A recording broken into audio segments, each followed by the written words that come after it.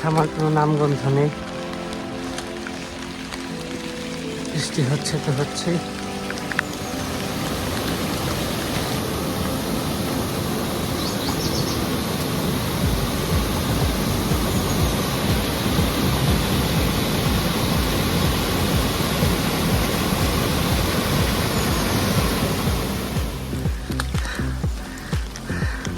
আধা ঘন্টা লাঞ্চের ব্রেক শেষ করে আমরা আবার শুরু করেছি।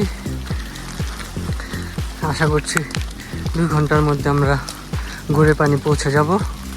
ওখানে যদি আমরা দ্রুত পৌঁছাতে পারি, চেষ্টা করব পুন হিল গিয়ে সানসেট দেখার জন্যে।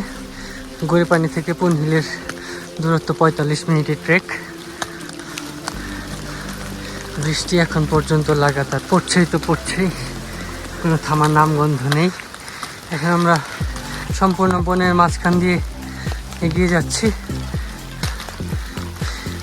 একদম নীরব নিস্তব্ধ এই জায়গাটা, দেখতেই পাচ্ছেন। আরেকটা ওয়াটারফলের পাশ দিয়ে যাচ্ছি। খুবই সুন্দর এনভায়রনমেন্ট।